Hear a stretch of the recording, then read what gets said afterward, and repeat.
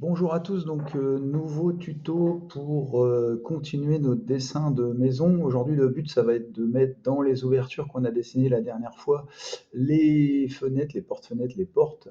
Alors pour ce faire, soit vous reprenez votre dessin, soit vous allez dans Documents en consultation pour télécharger mon dessin qui s'appelle Mur, cloison et ouverture 3D à distribuer. Mur, cloison et ouverture à distribuer. Il faut aussi mettre les barres d'outils, se mettre en plein écran, activer son pavé numérique. Bref, tout ça, vous le retrouvez dans la première vidéo. Donc,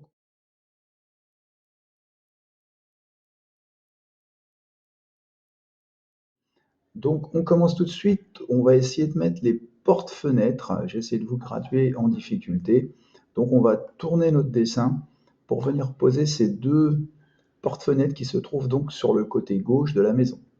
Pour ce faire, on va faire Fichier, Importer, et on va aller dans Documents en consultation. Alors, au cas où vous ne soyez pas directement dans Documents en consultation, vous allez dans Ma classe et vous tombez sur Documents en consultation. À l'intérieur, vous trouvez Porte et Fenêtre que vous ouvrez et vous trouvez ensuite Porte-Fenêtre. Voilà, donc c'est ça. Et je fais Ouvrir. J'arrive dans mon logiciel et donc j'ai la porte-fenêtre qui est accrochée à mon dessin. Petit point de détail qui sera valable pour tous les éléments que vous allez importer. Vous avez donc la fenêtre avec du verre et du bois, et en dessous vous avez une pièce de béton. Cette pièce de béton s'appelle, si euh, la fenêtre va jusqu'au sol, un seuil, et si jamais c'est une fenêtre qui ne va pas jusqu'au sol, c'est un appui. Dans les deux cas, ça a le même rôle, ça permet d'évacuer l'eau de pluie. Ici, on a une pente, et puis là, on a ce qu'on appelle une gorge qui évite que l'eau de pluie puisse rentrer dans la maison dans le cas où il y ait du vent. Alors, de toute façon, quoi qu'il en soit, cette pièce doit être à l'extérieur. Alors, pour ce qui concerne les portes-fenêtres, il suffit de les positionner puisqu'elles sont dans le bon sens. Voilà, alors je vais pour cela, une fois que j'ai ma porte-fenêtre, cliquer sur déplacer et je vais venir attraper ma porte-fenêtre sur un point caractéristique du composant, extrémité dans le composant, noté par un point violet. Je pense que vous le voyez, un point violet. Voilà, je clique. À partir de maintenant, cette porte-fenêtre me suit et je vais aller la placer donc dans ma maison. Pour ce faire, je vais tourner mon dessin de façon à ce que ça se passe comme je veux. Zoomer, c'est pas toujours évident, hein. Ça se met pas toujours bien, des fois oui, des fois non. Donc là, par exemple, non. Et voilà.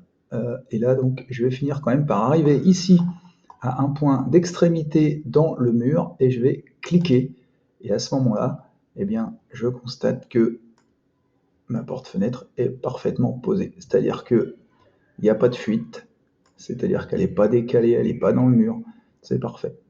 Il me reste à la copier-coller, donc soit je fais édition, copier, édition, coller, voilà, à condition évidemment qu'elle soit sélectionnée, ou alors je fais évidemment au clavier CTRL-C, CTRL-V. J'ai ma deuxième porte-fenêtre, je vais refaire le même boulot, et je vais venir ici l'attraper par ce petit point caractéristique, donc toujours violet, et puis hop, la poser ici. Voilà, j'ai donc positionné mes deux portes-fenêtres, première étape de mon dessin.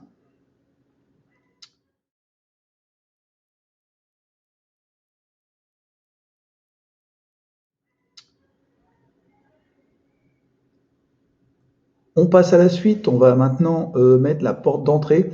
Donc la méthode va toujours être la même, on va aller importer cette porte d'entrée qui se trouve dans Fichier, Importer. Là, par défaut, j'arrive directement dans mon dossier Porte et Fenêtre et je prends la porte d'entrée. Je fais Ouvrir et cette fois-ci, elle est ici. Je constate que cette fois, par contre, elle n'est pas dans le bon sens. J'ai fait exprès de la mettre perpendiculaire à l'entrée de la maison qui se trouve ici. Alors, je vais devoir la retourner et pour ça, je vais utiliser la fonction pivoter. Alors, la fonction pivoter, les deux flèches qui s'enroulent les unes sur les autres. Donc, je clique là-dessus et puis je vais venir pivoter. Alors, quand je suis dans fonction pivoter, j'ai un espèce de rapporteur qui s'affiche. Alors, quand il est noir, c'est sur un angle aléatoire, c'est-à-dire que là, elle pivoterait dans un angle comme ceci, mais c'est pas perpendiculaire. Voilà. Si je la mets comme ça, elle va pivoter comme ça. Si je me mets cette fois-ci de l'autre côté, elle va pivoter comme ça. Voilà. Et moi, ce que je veux, c'est la tourner sur elle-même à plat. Donc pour ce faire, je vais aller en dessous. Là, ça nous entraîne bien à manipuler, à se déplacer dans le dessin. Et je vais cliquer sur le dessous. Alors, le premier point sur lequel je vais cliquer, c'est le centre de rotation. Donc si je veux avoir un centre de rotation propre, je peux me mettre ici, mais il faut que j'ai le rapporteur bleu.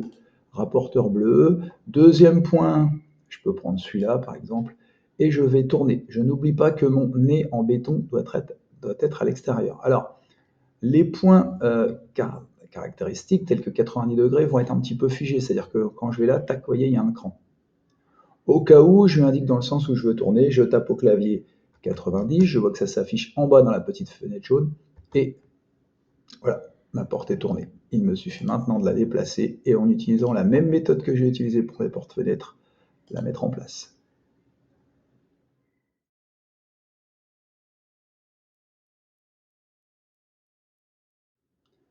On poursuit maintenant avec les fenêtres. Donc ici, on va faire importer, toujours, fichier, importer, et je trouve fenêtre. Donc c'est fenêtre tout court, hein, c'est les fenêtres qui vont aller là.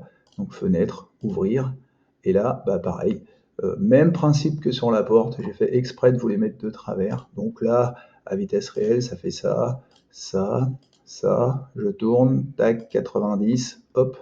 Alors là, par exemple, je me rends compte que je me suis trompé. Alors là, il ne faut surtout pas s'amuser à essayer de rebidouiller, je fais simplement marche arrière. Et là, hop, je retourne sous ma fenêtre et je recommence. Donc tac, tac, je tourne et là je tape 90, comme ça je suis sûr que c'est bon. Voilà, ensuite je déplace ma fenêtre, hop, alors quand j'ai un petit peu l'habitude, ça va pas trop mal, ça va vite même, et je viens la poser ici. Je fais CTRL-C, CTRL-V, j'ai une deuxième fenêtre que je vais venir poser là, que j'attrape là et que je pose maintenant ici. Vous voyez que quand ça veut bien aller, ça va relativement vite. Je vais quand même vérifier que c'est bon parce que j'ai un petit doute. Non, on voit que c'est parfait. Ça en est donc terminé pour ces fenêtres.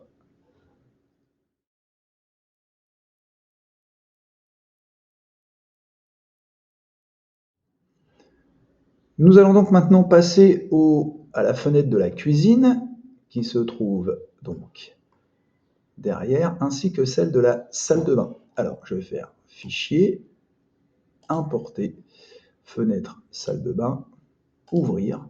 Et cette fois-ci, elle est complètement à l'envers puisque je vois que donc l'appui de fenêtre va vers l'intérieur de la maison, donc il ne faut surtout pas la poser dans ce sens-là. Et c'est pas plus compliqué que d'habitude. Je vais aller faire, je vais dessous, je fais tourner, donc toujours sur l'axe bleu, je pivote, et normalement mon 180, je vais avoir un clic, voilà, 180. Et maintenant, je déplace, hop, et je viens la poser dans la salle de bain.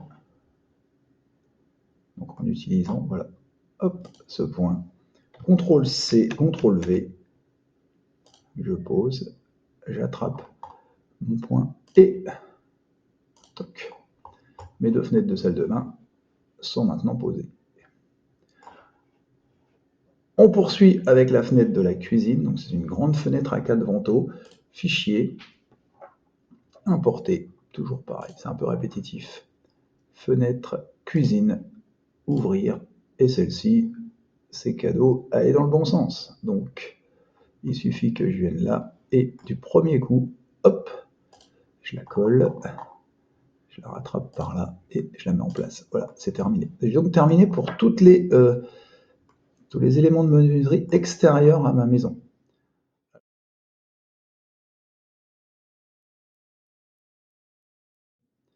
Alors, pour compliquer un petit peu l'affaire, on va mettre les portes d'entrée. Donc, pareil, je vais l'importer, fichier, importer, porte, pardon, c'est les portes intérieures. Donc, porte intérieure, voilà. Et là, exprès, je vous l'ai mis en biais. Du coup, c'est pas très pratique, on est d'accord. Voilà. Alors, en plus, les portes intérieures ne sont pas posées sur le sol parce qu'on va avoir un petit dallage en béton de 12 cm. Donc, ça, c'est pas un problème. Alors, pour faire ça, ça me demandait un peu de dextérité au niveau des manipulations. Donc, ce que je vous propose pour que ce soit facile, c'est de mettre directement celle de la chambre. C'est la plus facile à faire. Donc, je vais venir prendre ma porte et l'amener devant la chambre. Ensuite, je vais venir l'attraper ici. Vous voyez, hop, et venir la coller sur ce point-là. Hop.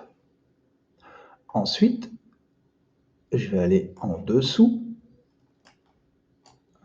Vous voyez?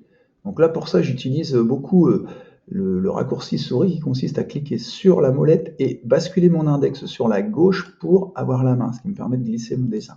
Voilà. Une fois que je suis là, je vais faire pivoter. Mon centre de pivot, toujours sur le rapporteur bleu, ça va être là. Mon deuxième axe de pivotement, ça va être là.